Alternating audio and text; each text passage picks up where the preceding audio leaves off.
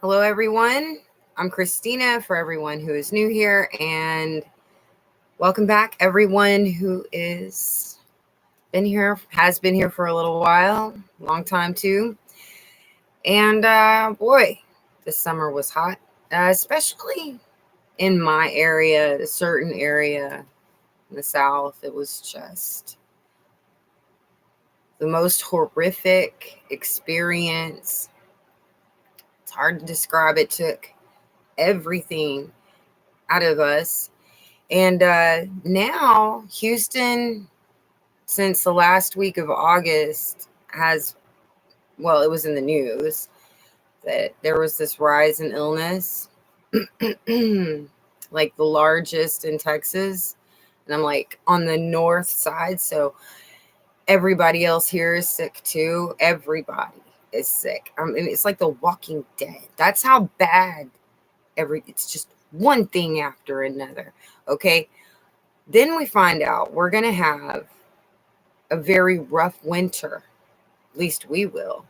Blizzard possibility in 2020, January, like before, a few years ago.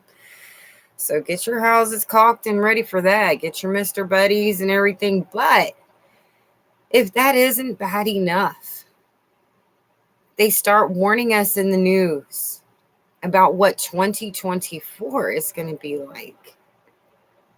And I just want to move. I want to move, and I'm trying to figure out where I'm going to load this trailer up and just go, because I cannot handle worse than what we just got this year. It was, Hello, Kathleen, Sister Kathleen. Thank you for moderating. Hello, Adrian, Sister Adrian. Love my moderators. I love all of you. Welcome, Connie and Belinda also. Yes, good morning. Yes, I also want to remind everyone that I have links for Off-Grid Desert Farming with Paul and Adrian, and a link for Daily Excellence, a link for my backup channel, and links for my PayPal account, or you can buy me a coffee, because every little bit helps these days. But I don't blame anyone if you can't or anything, because times are tough, and they are getting worse, and it is just getting proven right now. In fact, that's kind of where the direction of this conversation is about to go, because there are consequences to this kind of heat, and we're already seeing it in many, many, many different ways. Hello, Mr. Woods. Thank you guys already for the thumbs up. Awesome. All right. It says right off the bat, we anticipate that 2024 is going to be an even warmer year, because we're going to be starting off with that El Nino event, said Gavin Schmidt, a NASA climate scientist. That will peak towards the end of this year, and how big that is going to have a big impact on the following year's statistics. The next article is titled, "Has the U.S. learned to cope with extreme heat next summer, ... Yeah. As soon as I find a cave, I've heard there are some around here, I'll have dealt with this heat. Natural AC, for real." That's where I might be going, is just in a cave. I don't know. Grab my club, couple pieces of sticks. We're good. Yeah, how much hotter will 2024 be? Sea surface temperatures during El Nino events tend to peak about December and have the greatest influences in the subsequent 2 months. That sets the stage for 2024, jumping up the staircase to the next level, perhaps to 1.4 Celsius above pre-industrial levels, with likely daily incursions over 1.5 Celsius, which I know they're hating that.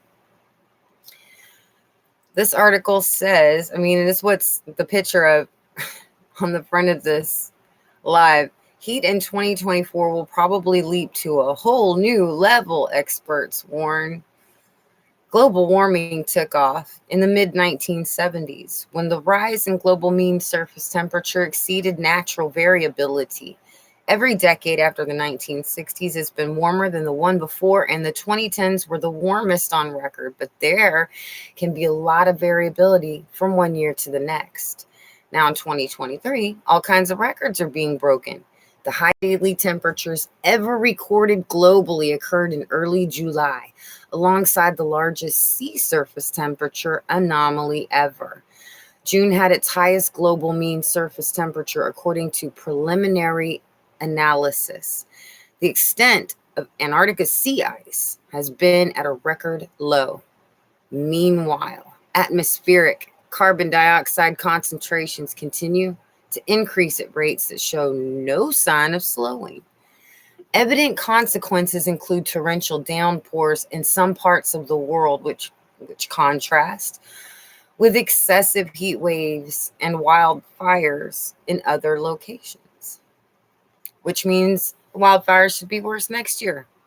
Notably, recently in Canada, they've had some wildfire problems, but global mean surface temperature does not continue relentlessly upwards. The biggest increases and warmest years tend to happen in the latter stages of an El Nino event. Human-induced climate change, of course, it's only our fault, is relentless and largely predictable. But at any time, and especially locally, it can be masked by weather events and natural variability on interannual El Nino or decadal time scales. The combination of decadal variability and the warming trend from rising greenhouse gas emissions makes the temperature record look more like a rising staircase rather than a steady climb.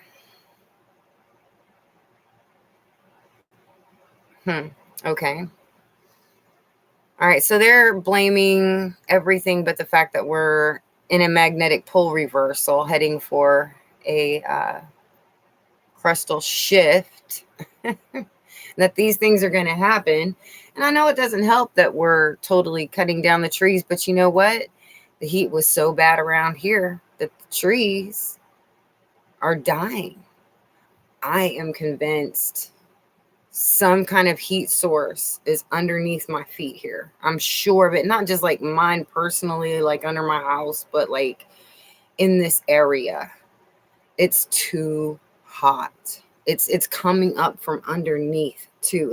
That's why I keep saying it's like being on a barbecue pit and the sun just circles you all day like you're in a rotisserie. It's out of control. Adrian says we're at 6,000 feet elevation in the high desert of Arizona. It's pretty high. It's pretty high. You could survive a flood that high. Dan's here. Welcome, Dan. So good to see you. And Wendy. Oh, it's a pleasure to have you, sister. I'm so glad to see you guys. Save the Congo. Janet. Everybody's coming in. That's so wonderful. That's great. Yes, yes, yes. And, as of now, a lot of, important, significant biblical events are happening in conjunction with these things on earth, these droughts next to wildfires. And flooding, the flooding and the droughts next to each other. The way that things are happening, that's all biblical. We knew that was coming. But this thing that's up in the sky, it's amazing. It's just amazing. Everything it's like, wow. And September 11th anniversary is coming up. There's a lot. I always find like September is one of the most powerful months of the year, isn't it? Let me see here. Why don't they discuss the other planets heating up? Exactly. Because they can tax us if they can blame us. I don't know what they're trying to do with all this money anyway. It's going to become worthless.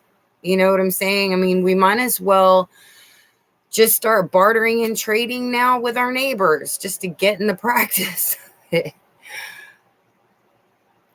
Yes, the sun's acting very unusual. All good points, Connie. We have a system appearing. God said all the green grass would be burned up. Yep, and the trees. And that's what's happening. Amen to that, Dan. For real. For real.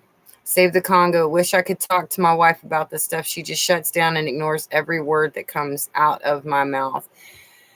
That is a very common problem. It can be very frustrating, but we all know that at some point, and this happens in ministry, or like when a parent's trying to warn a child, you know, when they're blown off at first and the time comes, eventually they come back, and it's classic. It's always big eyes.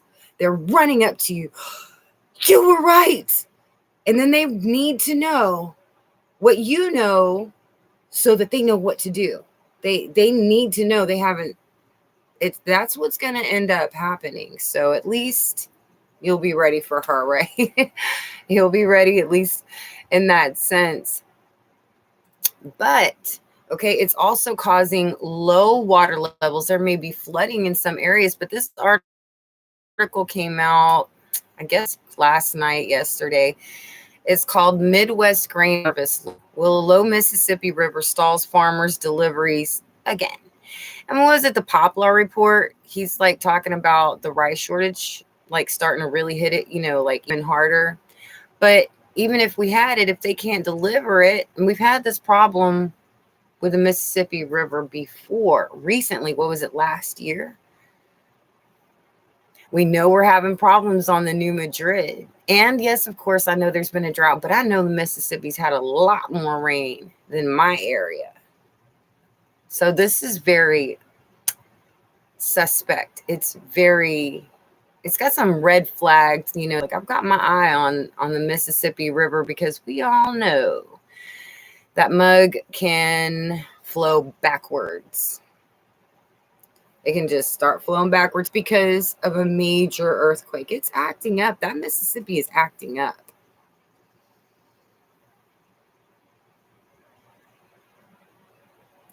Okay. All right. I'm just kind of checking the chat. I should just keep going.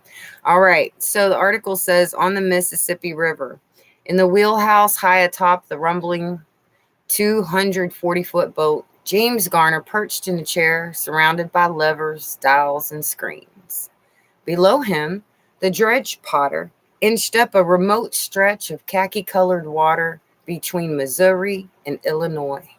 Garner was controlling a bus-sized metal vacuum shaped like a kitchen dustpan, submerged just in front of the boat. Its water jets agitated the river bottom before pumping the sediment through a floating pipe that snaked downriver and to shore. "That's the color of money," Garner 47 remarked as he checked to make sure the brown shade of water and mud spewing on the bank was the right mix to avoid a jam. So that work has taken on heightened urgency this year as drought and heat reduce river levels and rekindle worries about a second year of costly shipping delays. Last fall, drought led to about 40 days of critically low water in parts of the Mississippi that hadn't seen it in years, grounding barges, stalling traffic, blocking river ports at the height of harvest season, and causing an estimated $20 billion in losses, according to AccuWeather. As this year's harvest approaches, the river is again on the decline. It's still not known whether the river will drop as low as last year, but the Mississippi water levels have been falling since June. The Ohio River, where it meets the Mississippi at Cairo, Illinois, and serves as its largest tributary, dropped almost 10 feet in the last 2 weeks of August. 10 feet in 2 weeks. Levels are predicted to fall farther in the coming weeks. With 61% of the Midwest classified as abnormally dry or in drought as of late August, most of the Mississippi is expected to face low water in September that will most likely affect industry and navigation, and it will run downhill to us, according to the National Integrated Drought Information System. That is, unless enough rain falls in the right places and amounts. People need to repent. God will turn us back from where we are now and give us the right rain, and things will grow right. We'll see how that goes. Right now, there's no rainfall in sight, like repentance, nowhere in sight, that will turn things around. Said David Welch, a National Weather Service hydrologist at the Lower Mississippi River Forecast Center. That's worrying farmers who ship grains such as soybeans on the river to New Orleans and from there around the globe, relying on lower costs that help keep it competitive for the global export market. They fear another year of backups and spiking costs that eat into the profits. So they're already telling us that they expect the river to do this again. And they're talking about the connection with the Ohio River. They're worried about that too. Already barges have had to reduce their loads to float higher in the water. Meantime, 17 dredges work to maintain the navigation channel. In Louisiana, the Corps is building an underwater sill for the second year in a row to keep seawater from pushing upstream and damaging drinking water systems. Uncertainty about weather and water has always flowed through the livelihoods of those along the Mississippi, who are no strangers to cycles of drought and flood and the wide mix of factors that impact river conditions. Short-term climate cycles such as El Nino are part of the reason for drier conditions this year, but more heat and extreme weather may translate into wider and more frequent swings on a river that helps carry a nation's economy. We're seeing an acceleration of how fast water moves through the cycle due to warmer temperatures in general. Up and down the river basin, those who depend on it were watching the forecasts. So you see, this is really bad. They're saying it's a really critical period. We need to have our supply chain operating and firing on all cylinders. The crystal ball is not very encouraging. And what that portends is that we could be in a situation similar to where we were last year. So it's affecting commerce, shipping. The article is a very long, article. It even talks about the farmers and how it's affecting them. It goes on for a while, but I really don't want to do that to you. It's going to be bad. I don't know what to tell you. I really don't. It's going to be bad. Because the heat from the sun, the heat, okay, it's coming from inside the earth. It's coming from outer space. All of the sun, all the planets, they are heating up. The solar system is kind of warping. It's tilting. We are heating up. That's just the bottom line. And the longer it takes for this binary solar system to finally slingshot around and start heading the other way, it's just going to keep getting worse until it does. When it slingshots, that's when I'm guessing, this is my personal dumb opinion, but I'm betting that's when the pole shift happens. And then we'll be left with the wreckage. But after that, certain amounts, short time, things should start growing again. Low TNT. What they get for using a crystal ball. That is so funny. I love you guys. I hope I said hi to you, Daryl. I hope I didn't forget. I'm so glad to see everybody this morning. I'm so glad. So yes. Now, a lot of you in America, you are going to have a normal winter, but there is an area of us that is not. So, all right.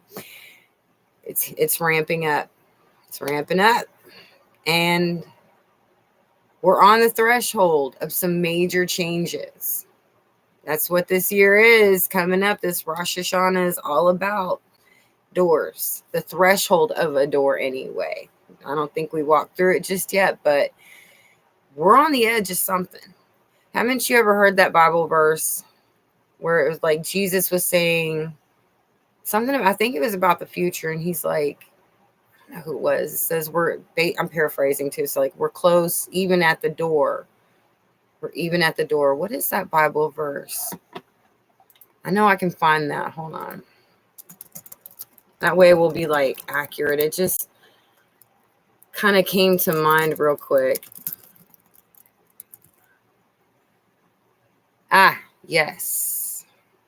So likewise when ye shall see all these things, know that it is near, even at the doors. Matthew 24, verse 33.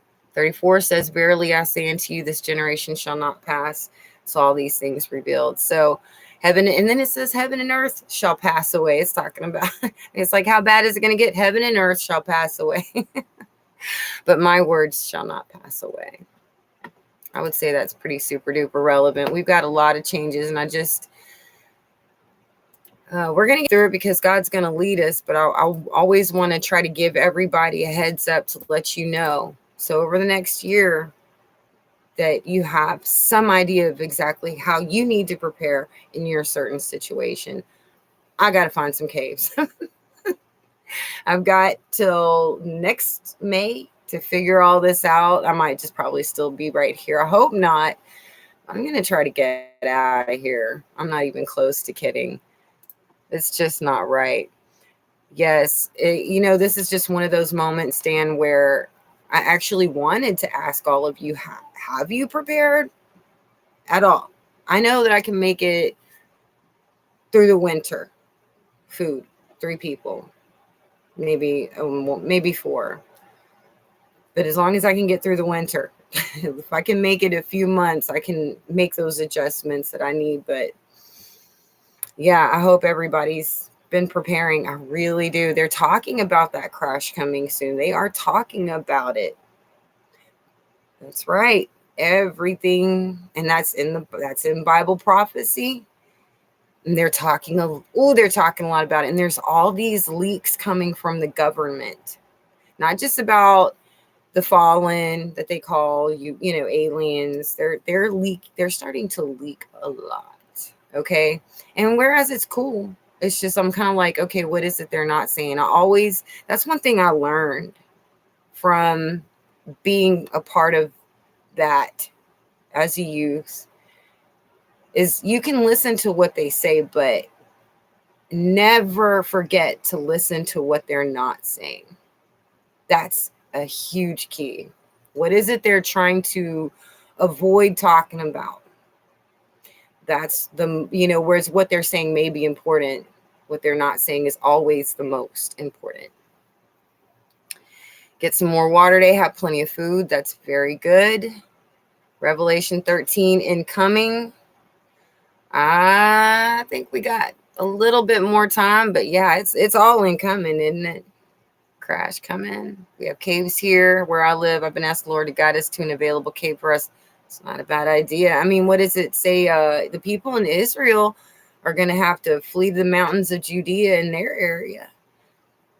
And I'm betting it's not just to hide from the Antichrist. It's got to be this horrible heat and UV rays that's going to be hitting them. And plus, they're amazing places to hide.